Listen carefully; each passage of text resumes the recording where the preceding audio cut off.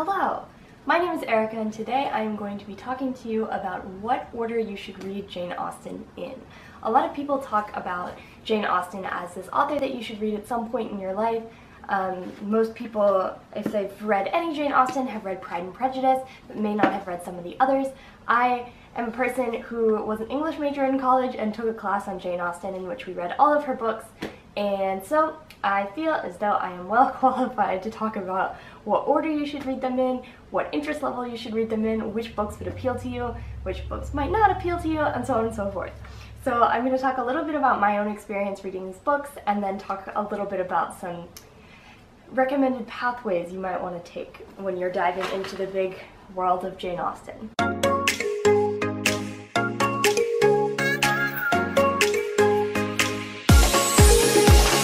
So the way I got into these books was I had to take a class and read them all for class, and I always do my reading for class, or I did. So I read all the books in order of when they were published, so Sense and Sensibility, Pride and Prejudice, Northanger Abbey, Mansfield Park, Emma, and then Persuasion. Am I missing any? The order that they were written in is a possible order for you to read these books in. It's definitely a good way if you're interested in analyzing the books or like getting a full scope of what Jane Austen was doing with her work. You can really get a sense of like how she progressed as an author. One really interesting thing about Jane Austen is a lot of people assume or like talk about Jane Austen as a writer of like form novels, so that she like wrote the same sorts of novels in a lot of different ways. She is kind of a genre writer in that way. But every book that Jane Austen has written is like fundamentally different and plays with different scenarios and different like understandings of femininity and power and status in the world that she's writing in. So Jane Austen is writing in Regency period England. She is usually writing about a heroine who is in some ways in need of a husband. So she writes about the love story of a couple, but also the kind of wacky hijinks of families at this time, and she writes a lot about like different types of women and different types of sibling relationships, different types of parental relationships, and then different kinds of romances as well. So each of her books does offer something unique and does usually offer a commentary or like a demonstration of skill on one specific topic. So I'm going to be talking a little bit about what all of those things are and like what you might enjoy and like what you could be looking for as you go into these books, what you can expect. So the first book is Sense and Sensibility. I only have half of my Jane Austen collection. I actually only have the ones that I like, so I'm not going to be like holding them all up, but Sense and Sensibility is the first Jane Austen novel. It follows two heroines who are sisters, and they have very different personalities. One of them Eleanor is represented kind of by like sense, which is like, you know, she's very logical, she's very straightforward, she follows her like brain and her logical mind to the conclusion of her story, and she has to learn to kind of be more like emotional, and like the way that she accesses her final partner is to kind of give into those emotions and like react very truly to herself. And then you have Marianne, who is the younger sister, who is very flighty and emotional and is always ruled by her heart instead of her head, and her character arc brings her on this journey to like understand that like trusting her heart is not always the best decision, and so she has to use a little more logic when she's going to make her decisions as a woman in this world. So this book is rather interesting because it's kind of like the base Jane Austen novel, if you will. So I think it and Pride and Prejudice kind of both are, in that they are kind of the two most like standard novels. So they're like Sense and Sensibility is very much a like formulaic novel that you can follow to understand like the path of Austen heroines from being in a place where they are like strongly developed characters who overcome obstacles and enter into drama with one another and with the male love interests, and who eventually have to like face some big period of challenge or humiliation or defeat before they can sort of rise out of their situation and marry the man of their dreams. That's kind of how Jane Austen novels work, and Sense and Sensibility is a really good demonstration of that. So it's one potential starting point that I would recommend if you're really planning on taking on like a lot of Jane Austen novels or like novels of this type. You can have a good sense of like the format and the base that Jane Austen then plays with for the rest of the novels. The other starting point is Pride and Prejudice, simply because I believe it is the most entertaining Jane Austen novel. Of all of them, this is the one that kind of captivated me the most, and like made me believe in the love story and believe in the like relationships between all of the characters here. So this, if you don't know, the storyline of Pride and Prejudice follows a girl and a family on like the lower end of upper class, the Bennet family, and it's like the second daughter, Lizzie Bennet, Elizabeth, and she is living an ordinary life in her town when this very rich guy moves in and takes an interest in her older sister Jane and brings along his very, very rich friend, Mr. Darcy, who is standoffish and hostile and grumpy and unlikable, and he immediately clashes with Elizabeth, and the two of them kind of tussle back and forth while their best friends slash siblings engage in this romance, and we get to know over the course of the story, we get to see Elizabeth and Darcy coming to understand each other better and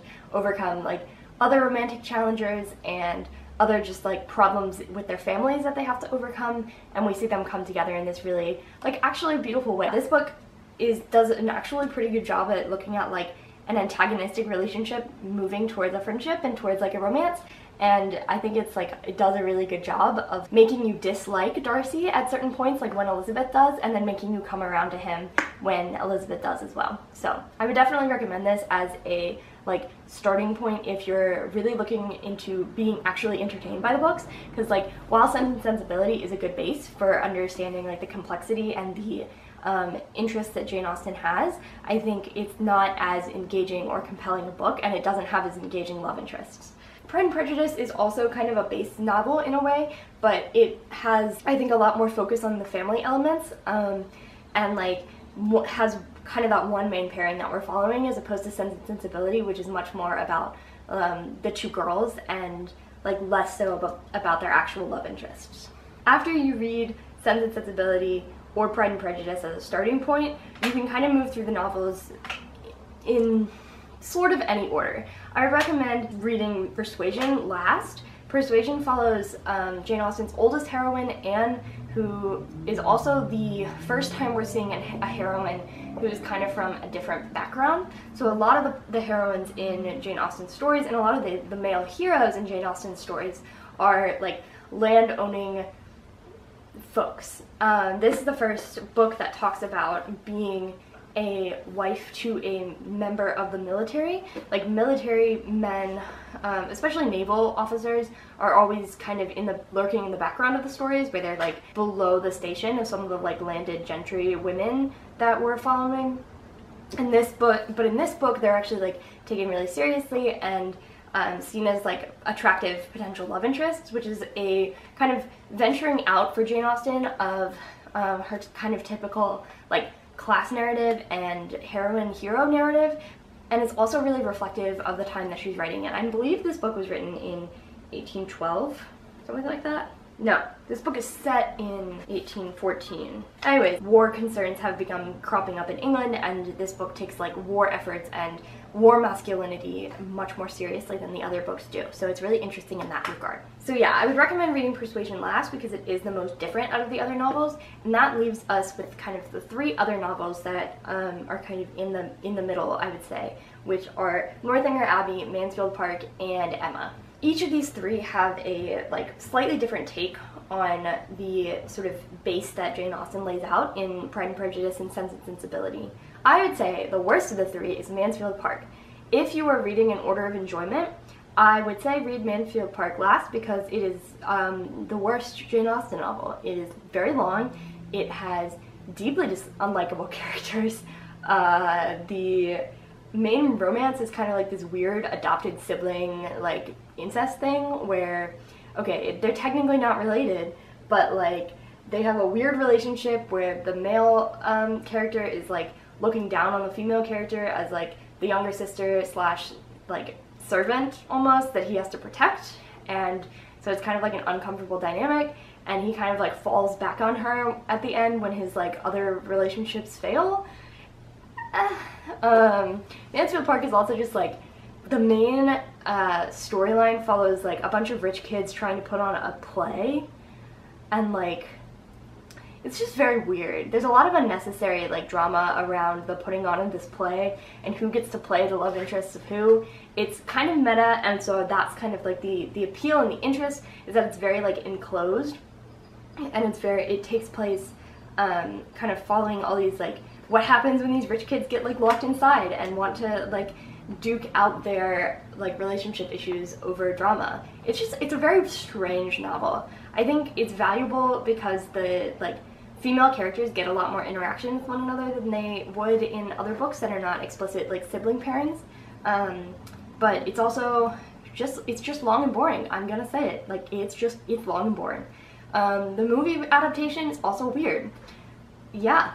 That leaves Emma and Northanger Abbey. Northanger Abbey I'll address first. Northanger Abbey is very short, and I recommend reading it even if you're not super into reading a lot of Jane Austen novels. I would say, aside from Pride and Prejudice, this is the second one I would recommend people read, because it is short, it is more lighthearted than the others, and it is a parody of the Gothic novel. So the main character in this book is kind of obsessed with Gothic novels. She kind of believes herself to be in one through the course of the story. She goes, her name is Catherine, she's very dumb, let's be honest. And yeah, she's kind of like an airhead who's interested in these like lighthearted exploration novels, and when she like visits the house of this guy that she likes, she kind of believes herself to be in the midst of a big Gothic mystery, and it's funny.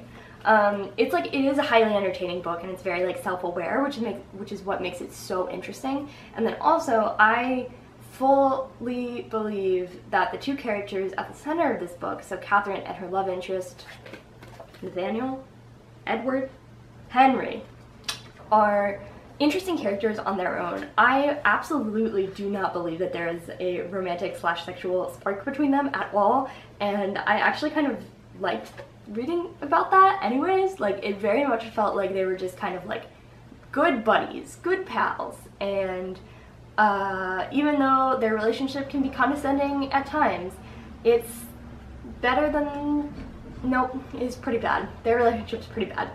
I can't justify it. It's not as bad as Edmund and Fanny of Mansfield Park, but it is pretty undesirable. Still, it's a highly entertaining novel, and I do recommend this one. That leaves Emma. Emma is the one that I skimmed the most when I was in class, but the big appeal of Emma is that it is featuring a protagonist, Emma, who is inherently unlikable. She is a single woman who wants to be single and wants to just take care of her father, but is interested in matchmaking and making peace for the rest of her small community / her village, town, neighborhood, etc. She is perfectly happy hanging out at home and just messing up things for other people, and that's supposed to make her unlikable. She's very stubborn, she's very plucky.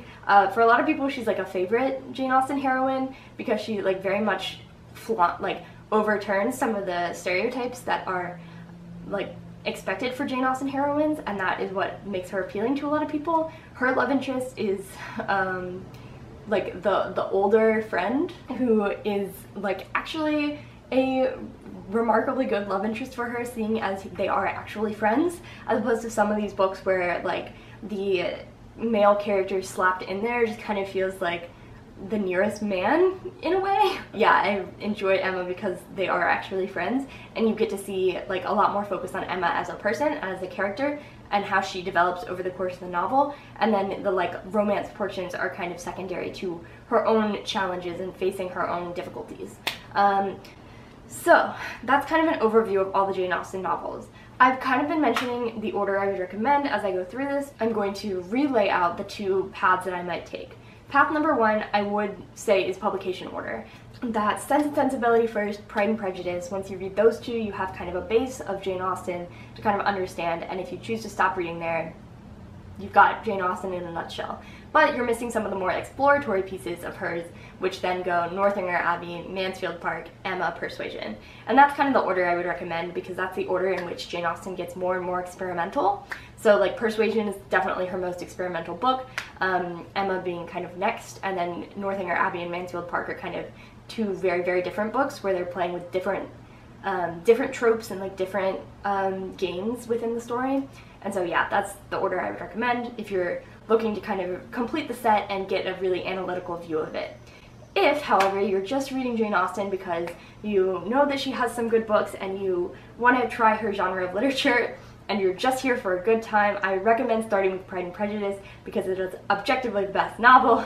And then I would probably read Northanger Abbey because it is short and sweet and entertaining. And then I would move on to some of the like bigger novels. So I would read Emma and Sense and Sensibility and Persuasion, kind of in whatever order you want between the three of them, whichever one sounds more appealing. Persuasion's the shortest, Emma is the most interesting of a book, and then last I would read Mansfield Park if you want to complete the set, because like I mentioned, it is long and boring and the characters are not very interesting.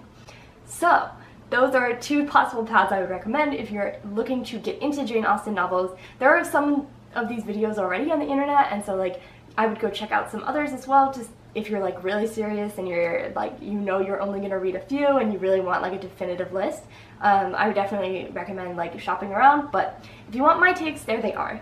Hope that your Jane Austen adventure goes well. If you don't hate Mansfield Park, please tell me why you don't hate it, because I, for the life of me, cannot find anything that is good about that book. I can see liking Fanny better than some other Austen heroines because every Austen heroine is super, super different, but just didn't like Mansfield Park. Also didn't like Persuasion very much, but I can see the appeal of that one. Mansfield Park? Don't know. So let me know what you think, and I will catch you guys next time.